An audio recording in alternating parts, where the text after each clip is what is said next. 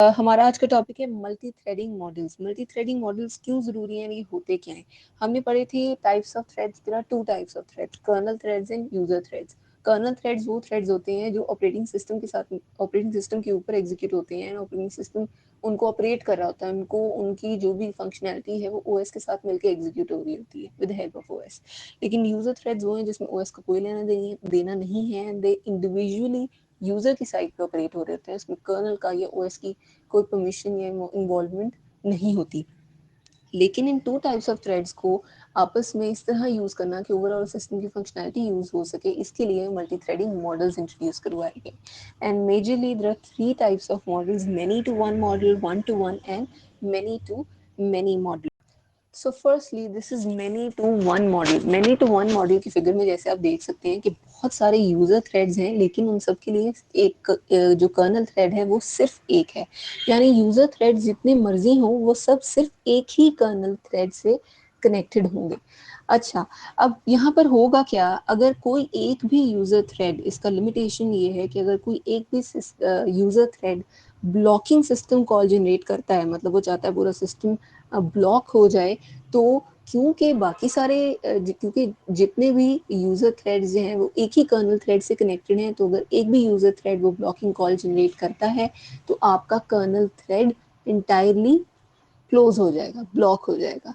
तो ये एक इसका डिसएडवांटेज है कि अगर एक भी यूज़र थ्रेड ब्लॉकिंग कॉल देता है तो पूरा कर्नल थ्रेड ब्लॉक हो जाएगा। That's a disadvantage. इसके अलावा मल्टी प्रोसेसर सिस्टम्स पे भी आप इसको यूज़ नहीं कर सकते, क्योंकि एक ही कर्नल थ्रेड है तो बेशक आपके पास क्वाड कोर है या डुअल कोर है, यानी दो प्रोसेसर्स हैं या सिक्स प्रोसेसर्स हैं या फोर प्रोसेसर्स वाला सिस्टम है आपके पास, क्योंकि कर्नल थ्रेड एक ही है तो वो कर्नल थ्रेड एक ही ओएस पे, एक ही प्रोसेसर पे रन होगा। इसलिए हम मल्टी प्रोसेसर सिस्टम्स की एनवायरनमेंट को यूज़ नहीं कर सकते, क्योंकि हमारे पास एक ही कर्नल थ्रेड है तो वो एक ही ओएस के साथ काम करेगा। यूज़र थ्रेड्स जितने मर्जी हों, क्योंकि वो सब जितने मर्जी हैं वो सब एक ही कर्नल से कनेक्टेड है, इसलिए वो एक ही कर्नल किसी एक ही प्रोसेसर पे रन हो सकता है। हम मल्टी प्रोसेसर सिस्टम्स का एडवांटेज नहीं ले सकते, तो ये भी एक डिसएडवांटेज है मैनी टू वन मॉडल का। Okay, so the second model is one to one model. One to one model का मतलब ये है कि एक यूजर थ्रेड सिर्फ एक ही कर्नल थ्रेड से कनेक्टेड है। इसका मतलब ये कि अगर एक भी user thread system blocking system call generate करता है तो वो सिर्फ एक कर्नल थ्रेड को ब्लॉक करेगा, बाकी सारे कर्नल थ्रेड्स अपने रिस्पेक्टिव यूजर थ्रेड्स के साथ काम करते रहेंगे। फिगर में आप देखिए कि हर एक यूजर थ्रेड के लिए एग्जैक्टली एक कर्नल थ्रेड है, बाकी कर्नल थ्रेड्स अपनी सेपरेट यूजर थ्रेड से कनेक्टेड हैं और वो काम करते रहेंगे। अगर एक भी ब्लॉकिंग कॉल आती है तो वो जस्ट उसी स्पेसिफिक एक कर्नल थ्रेड को ब्लॉक करेगी, ठीक है। बट एंड दैट्स वाई आप, क्योंकि कर्नल थ्रेड्स डिफरेंट हैं तो वो डिफरेंट डिफरेंट प्रोसेसर के ऊपर रन हो सकती हैं, जो हमारे पास वन मैनी टू वन में अवेलेबल नहीं था, क्योंकि मैनी टू वन में जस्ट एक कर्नल थ्रेड था तो वो एक ही प्रोसेसर पे रन हो रहा था। इस सिनेरियो में वन टू वन में क्योंकि कर्नल थ्रेड्स डिफरेंट हैं तो वो डिफरेंट प्रोसेसर पे रन होंगे। इसी वजह से दैट्स एन एडवांटेज कि आप मल्टी प्रोसेसर सिस्टम पे पैरेललिज्म कर सकते हैं, मतलब एक ही टाइम पे multiple kernel threads different processors पे रन कर सकते हैं।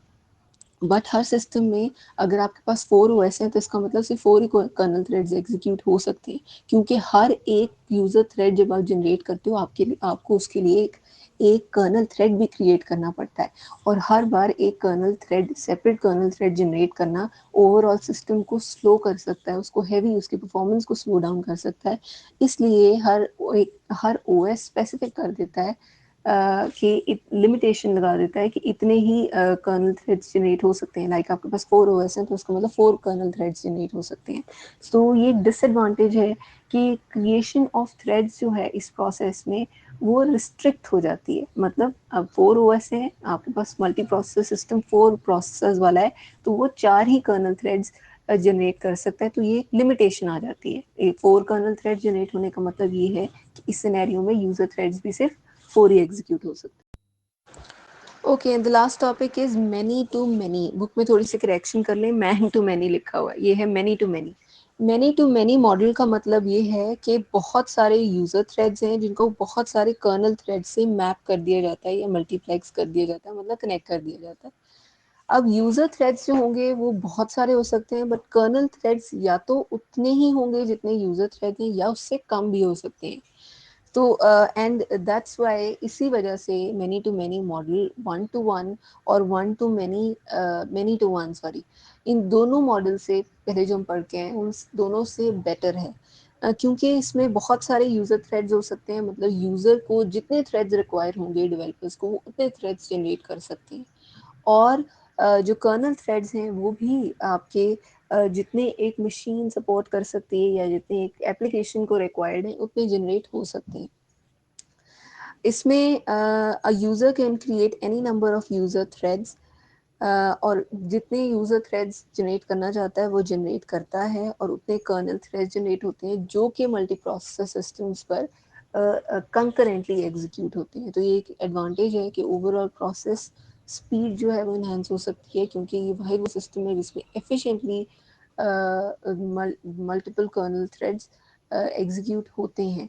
क्योंकि यूज़र थ्रेड्स और कर्नल थ्रेड्स इक्वल होना ज़रूरी नहीं है। लाइक आपके यूज़र थ्रेड्स जो हैं वो 5 हैं, अब कर्नल थ्रेड्स उसकी एक मशीन जो है वो 3 ही कर्नल थ्रेड सपोर्ट कर रही है, लाइक 3 प्रोसेस थी तो वो 3 कर्नल थ्रेड्स को सपोर्ट कर रही है।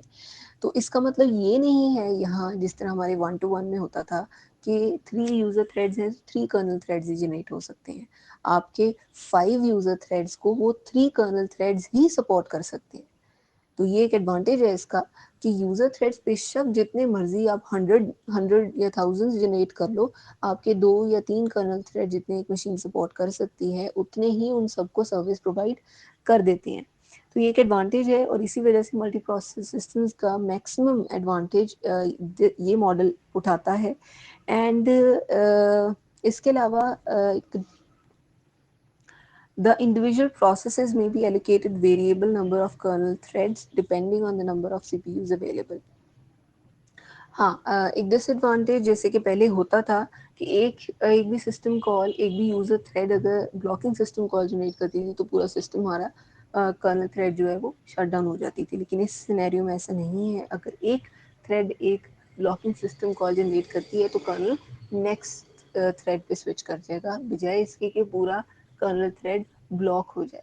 क्योंकि इस सिनेरियो में एक कर्नल थ्रेड हो सकता है दो या दो से ज़्यादा कर्नल थ्रेड यूज़र थ्रेड्स को सर्विस दे रही हो, इसलिए वो स्विच कर जाता है। और इसकी पॉपुलर एग्जांपल्स हैं Solaris, IRIX, HPUX and this and that. Libraries क्या होती हैं? थ्रेड लाइब्रेरीज़ हमें और ये क्यों जनरेट की जाती हैं? पहले हम पढ़ के आए हैं कि थ्रेड्स को मैनेज करने के लिए थ्रेड लाइब्रेरीज़ क्रिएट की जाती हैं। ये क्रिएट क्यों की जाती हैं? क्योंकि ये एक एपीआई प्रोवाइड करती हैं। एपीआई क्या होता है? एक इंटरफेस होता है एप्लीकेशन, प्रोग्राम्स एंड ओएस के दरमियान में। अब वो इंटरफेस जब तक नहीं होगा तब तक वो एप्लीकेशन, जैसे कि कोई यूज़र है, यूज़र थ्रेड है, तो वो कर्नल थ्रेड के साथ किस तरह से इंटरेक्ट करेगा जब तक इंटरफेस नहीं होगा। तो वो इंटरफेस आपको थ्रेड लाइब्रेरीज प्रोवाइड करती हैं। इसलिए thread libraries as an interface behave करती हैं, और इनको इम्प्लीमेंट करने के दो अप्रोचेज हैं। सबसे पहली अप्रोच है यूज़र स्पेस में, कि लाइब्रेरी आप यूज़र स्पेस में क्रिएट करो, कर्नल से उसका कोई लिंक ना हो, और वहाँ पर ये अपने कोड एंड डेटा स्ट्रक्चर सारा कुछ इसका जितना भी लाइब्रेरी के इम्प्लीमेंटेशन के लिए जो भी रिक्वायरमेंट्स हैं, जो भी डाटा इसका होता है वो सारा यूज़र स्पेस में ही हो। ये फर्स्ट अप्रोच है। और इसके लिए भी यानी जो भी लाइब्रेरी से एग्जीक्यूशन कॉल्स जनरेट होंगी वो यूज़र स्पेस में होंगी, वो लोकल फंक्शन की तरह एग्जीक्यूट होंगी। उन्हें उनका सिस्टम कॉल मतलब सिस्टम कॉल वही होती है ना जो कर्नल से ओएस को एग्जीक्यूट होती है, ओएस से कर्नल। तो वो सिस्टम कॉल्स नहीं होंगी। जो भी फंक्शन हो रहे होंगे वो यूज़र स्पेस में होंगे, और वो as a local function call behave करेंगे। ठीक है। एंड सेकेंड अप्रोच जो है इन थ्रेड लाइब्रेरीज को इम्प्लीमेंट करने की, वो ये है कि kernel level thread libraries generate की जाएं, यानी जो ओएस जिनको सपोर्ट करे, यानी उसके डेटा स्ट्रक्चर्स एंड कोड्स जितने भी होंगे उस लाइब्रेरी के, वो कर्नल स्पेस में एग्जीक्यूट हो रहे होंगे, कर्नल स्पेस में एग्जिस्ट करेंगे। और इन लाइब्रेरीज को या एपीआईज को एक्सेस करने के लिए जो कॉल्स एग्जीक्यूट की जाएंगी वो सिस्टम कॉल्स होंगी, वो लोकल फंक्शन कॉल्स नहीं होंगी, वो सिस्टम कॉल्स होंगी, क्योंकि वो कर्नल तक जा रही हैं। ठीक है। इसके अलावा 3 मेन थ्रेड लाइब्रेरीज जो आजकल यूज़ हो रही हैं वो हैं POSIX, pthreads, Win32 and Java. POSIX P threads ऐसे थ्रेड्स हैं जो कर्नल लाइब्रेरी है, जो कि एज अ यूज़र भी प्रोवाइड की जा सकती है, लाइक आर फर्स्ट अप्रोच, और एज अ कर्नल लाइब्रेरी भी। ठीक है, और इसका एक स्टैंडर्ड है POSIX स्टैंडर्ड। उस स्टैंडर्ड के अकॉर्डिंग ये दोनों तरीके से बिहेव कर सकती है। सेकेंडली है Win32 थ्रेड्स। ये कर्नल लेवल लाइब्रेरी होती है जो विंडोज सिस्टम्स में वर्क करती है। नेक्स्ट है जावा थ्रेड्स। जावा के जो भी थ्रेड्स हैं वो जावा वर्चुअल मशीन जब आप रन करते हैं तो उसी में जो थ्रेड्स बनते हैं वो जावा थ्रेड्स उनको बोलते हैं। और इस तरह के जो थ्रेड्स होते हैं ये भी कर्नल बेस्ड होते हैं, मतलब ओएस बेस्ड होते हैं। ठीक है, नेक्स्ट है operating system examples. Okay, so the next is operating system examples. कुछ ऐसे थ्रेड्स जो कि ओएस साइड पर एग्जीक्यूट होते हैं, उसके कुछ एग्जांपल्स है। First is Windows XP thread. Window XP Windows की का बहुत इनिशियल वर्जन था उस ऑपरेटिंग सिस्टम का। विंडोज़ ऑपरेटिंग सिस्टम का इनिशियल वर्जन था विंडोज़ एक्सपी। उसके जो थ्रेड्स थे उनको यहाँ डिस्कस किया है। उसकी जो विंडो एक्सपी थ्रेड्स की थ्रेड लाइब्रेरी को बोलते हैं Win32 API थ्रेड लाइब्रेरी। ये 1-to-1 मॉडल को सपोर्ट करती थी। Sometimes many to many model को भी सपोर्ट करती थी Win32 लाइब्रेरी। नेक्स्ट इसके कंपोनेंट्स हैं। इसमें थ्रेड आईडी, जिस तरह हमें पता है थ्रेड के लिए कंपोनेंट्स होते हैं, thread ID, register, user stack, वो सब कुछ इसमें होता है। लेकिन इसके अलावा Win32 थ्रेड लाइब्रेरी में आपके पास एक स्टोरेज एरिया होता है जो कि बहुत सारी डायनामिक लिंक या रन टाइम लाइब्रेरीज यूटिलाइज करती हैं। ये एक इसमें एक्स्ट्रा पार्ट होता है। Next, key data structures of Windows threads are. इसके अलावा इस Win32 थ्रेड लाइब्रेरी के कुछ की कंपोनेंट्स यहाँ बताए हैं, दैट इज ई थ्रेड, के थ्रेड, टी थ्रेड। अब ये जो की डाटा स्ट्रक्चर्स हैं ये विंडोज़ थ्रेड्स के लिए हैं, यानी और जितने भी जैसे जावा थ्रेड्स हमने पढ़े या आपके पास पी पॉसिक्स हैं, उन सब में हो सकता है कि डाटा स्ट्रक्चर्स ना हो। ये सिर्फ विंडोज़ थ्रेड्स में ये कंपोनेंट्स भी होते हैं कि आपके पास एक एग्जीक्यूटिव थ्रेड ब्लॉक होता है, एक कर्नल थ्रेड ब्लॉक होता है और एक थ्रेड एनवायरनमेंट ब्लॉक होता है। तो ये भी इसके कुछ कंपोनेंट्स हैं। एंड इसके अलावा इसके जो फर्स्ट टू कंपोनेंट्स हैं, executive and kernel thread blocks, ये बिल्कुल कम्प्लीटली कर्नल स्पेस में होती हैं और सिर्फ कर्नल ही इनको एक्सेस कर सकता है। जबकि इसका जो थर्ड कंपोनेंट है Win32 लाइब्रेरी का, TEB, थ्रेड एनवायरनमेंट ब्लॉक, ये एंटायरली यूज़र स्पेस में होता है, मतलब सिर्फ यूज़र ही इनको एग्जीक्यूट करता है। तो इसमें यानी ये ऐसा थ्रेड है जो kernel mode end user mode दोनों में एग्जीक्यूट होता है, दोनों में स्टोर्ड होता है। लेकिन इसके कुछ का पार्ट्स हैं जो जस्ट आपके कर्नल मोड में एग्जीक्यूट होते हैं, एंड कुछ पार्ट्स हैं जैसे PEB, वो ऐसा पार्ट है जो सिर्फ यूज़र स्पेस में एग्जीक्यूट होता है। Okay, last point is Linux threads. Linux बहुत पॉपुलर ओएस की फैमिली है जो कि ओपन सोर्स होती है, लेकिन इसके थ्रेड्स जो हैं वो जिस तरह जेनेरिक हमारे विंडोज़ के थ्रेड्स वर्क करते हैं कि उसमें प्रोसेसेस होती हैं और उनके अंदर थ्रेड जनरेट किए जाते हैं, लिनक्स इस तरह से सेपरेशन नहीं करता। लिनक्स में प्रोसेसेस और थ्रेड्स की बजाय एक जनरल टर्म दोनों के लिए, यह समझ लें एक ही टर्म यूज़ की जाती है जिससे सारे काम लिए जाते हैं, दैट इज़ टास्क। लिनक्स के सिनेरियो में there is no process, there is no threads. इसमें सिर्फ टास्क होते हैं और वो टास्क कुछ सिस्टम कॉल्स के थ्रू जनरेट होते हैं। लाइक एक मोस्ट कॉमन लिनक्स में जो सिस्टम कॉल यूज़ होती है वो है फोक। फोक क्या करती है, एक टास्क को डुप्लीकेट करती है, मतलब उसके जैसा एक और टास्क जनरेट करती है। और इसी तरह की फोक फोक को ही रिप्लेस करती है एक system call that is called clone. Clone जो सिस्टम कॉल है ये भी फोक की तरह ही आपकी डुप्लीकेशन करती है टास्क की, लेकिन ये पेरेंट और चाइल्ड की तरह बिहेव करती है कि जो ओरिजिनल टास्क होता है उसको एज अ पेरेंट रिफर करती है और उसको जो डुप्लीकेट करके आता है उसको ये चाइल्ड की तरह डील करती है। और ये सारा सिस्टम कॉल्स वगैरह ये फ्लैग्स के थ्रू कंट्रोल हो रही होती हैं। फ्लैग्स को हम नेक्स्ट टॉपिक्स में डिटेल में डिस्कस करेंगे। तो अभी सब इतना समझ लें कि ये फ्लैग्स इनको कंट्रोल कर रहे होते हैं। दैट्स इट, आज का हमारा लेक्चर कंप्लीट हो गया। ये दो